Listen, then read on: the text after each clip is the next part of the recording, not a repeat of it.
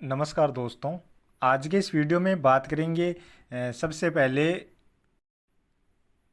20 अक्टूबर के मौसम पूर्वानुमान के बारे में, और उसके बाद बात करेंगे 21 अक्टूबर से लेकर 27-28 अक्टूबर तक किन किन राज्यों में किस तरह की बारिश की गतिविधियाँ अभी अभी के अनुसार, अभी जो मौसमी सिस्टम है उनके अनुसार किस तरह की बारिश की गतिविधियाँ मॉडल में नज़र आ रही हैं, उसके बारे में भी इस वीडियो में बात करेंगे।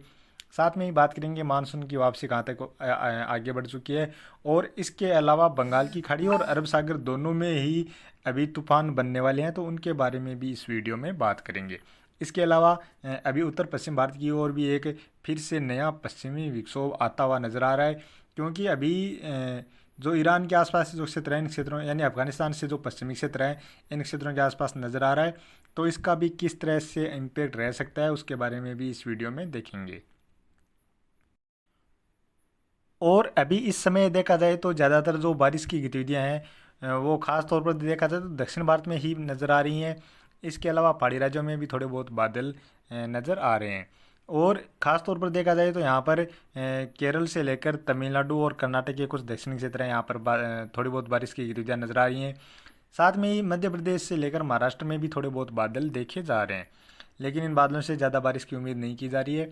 साथ में ही इस समय देखा जाए तो पश्चिमी विक्षोभ भी लगातार आ रहे हैं, लेकिन ये पश्चिमी विक्षोभ पहले वाला जो पश्चिमी विक्षोभ था वो काफ़ी सक्रिय था और नीचे के यानी मैदानी राज्यों की ओर से होकर गुजरा था। लेकिन अभी जो पश्चिमी विक्षोभ आ रहे हैं वो ज़्यादातर पाकिस्तान के क्षेत्रों तक पहुँच रहे हैं, उसके बाद आगे की ओर बहुत ही कम बढ़वार कर रहे हैं। और अभी इस समय बात करें मानसून वापसी की, तो मानसून की पूरे मानसून की इस समय वापसी हो चुकी है।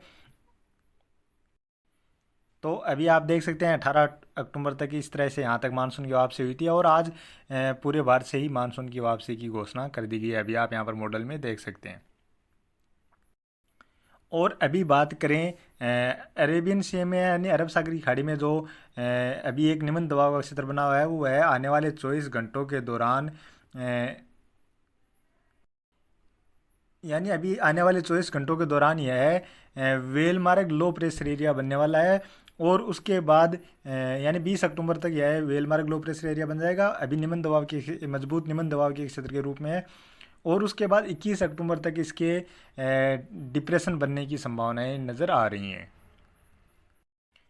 और डिप्रेशन के बाद डीप डिप्रेशन और उसके बाद साइक्लोन बनने की भी इसकी पूरी संभावना है। और अभी के अनुसार देखा जाए तो यह उत्तर पश्चिम व उत्तर पश्चिम दिशा की ओर आगे बढ़ रहा है, यानी जो अरब सागर की खाड़ी में जो तूफान बना है वह भारत के जो तटीय क्षेत्र हैं इन क्षेत्रों की ओर न आकर के जो ओमान के जो तटीय क्षेत्र हैं उन क्षेत्रों की ओर अभी जाता हुआ नज़र आ रहा है।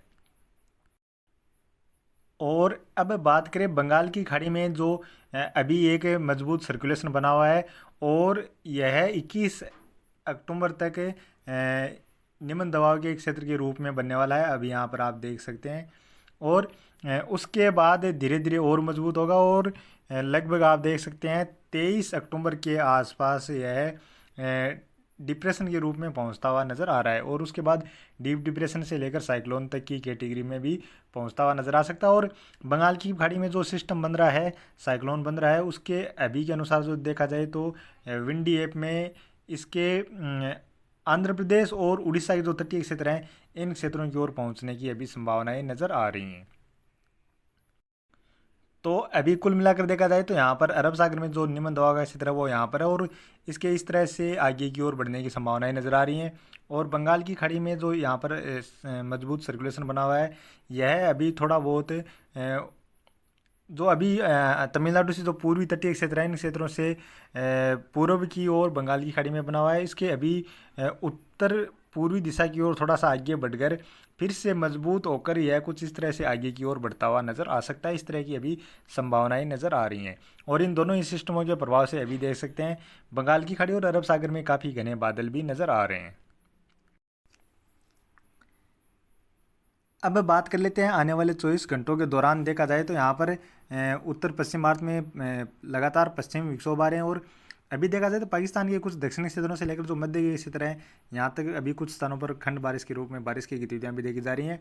और आने वाले 24 घंटों के दौरान देखा जाए तो यहाँ पर इस पश्चिमी विक्षोभ के प्रभाव से ही राजस्थान की कुछ पश्चिमी क्षेत्र हैं यानी जैसलमेर से लेकर बीकानेर गंगानगर के जो क्षेत्र हैं इन क्षेत्रों में थोड़े बहुत बादल और एक आध स्थान पर हल्की बारिश की गतिविधियां भी नजर आ रही हैं।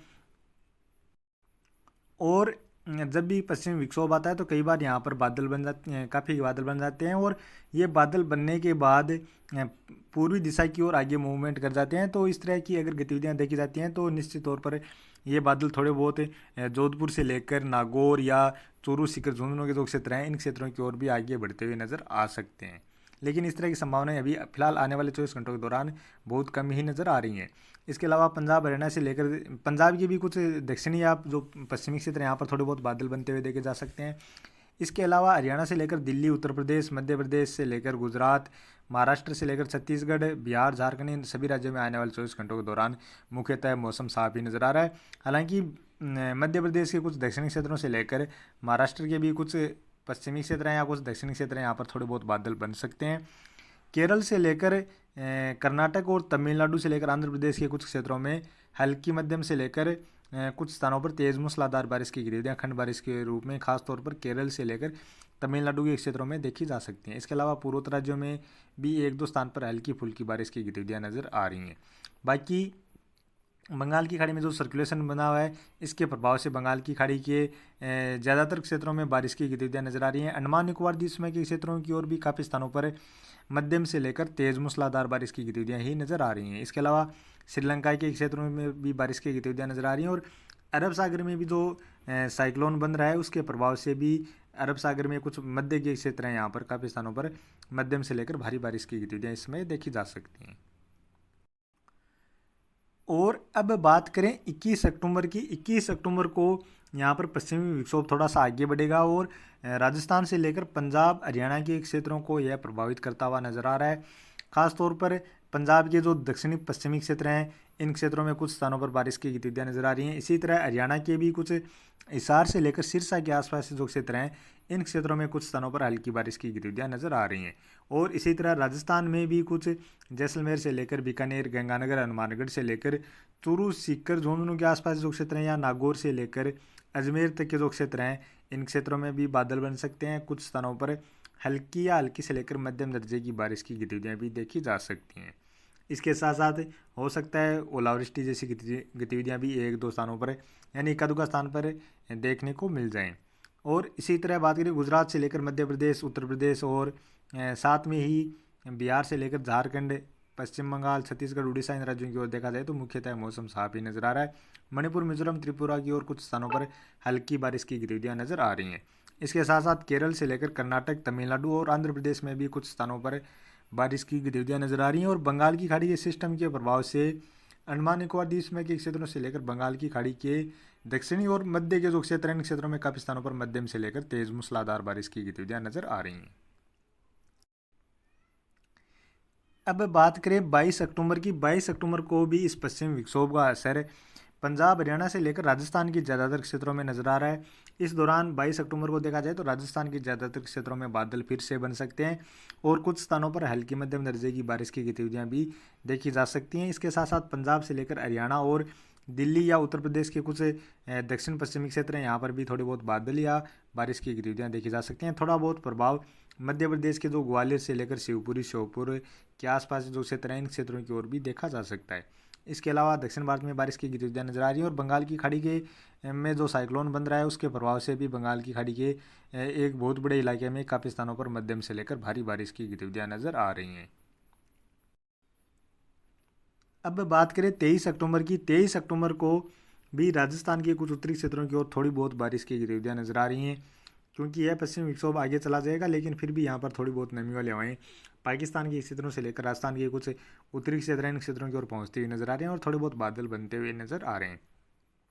केरल, कर्नाटक से लेकर तमिलनाडु में भी बारिश की गतिविधियां नजर आ रही हैं और बंगाल की खाड़ी का जो सिस्टम है वह आगे बढ़कर जो पूर्वी तटीय क्षेत्र हैं यानी आंध्र प्रदेश और उड़ीसा के जो पूर्वी तटीय क्षेत्र हैं, पश्चिम बंगाल की जो पूर्वी दक्षिणी तटीय क्षेत्र हैं इन क्षेत्रों को प्रभावित करता हुआ नजर आ रहा है। और साथ में ही पूर्वोत्तर राज्यों में भी मणिपुर, मिजोरम और त्रिपुरा में भी थोड़ी बहुत बारिश की गतिविधियां इस सिस्टम के प्रभाव से नजर आ रही हैं।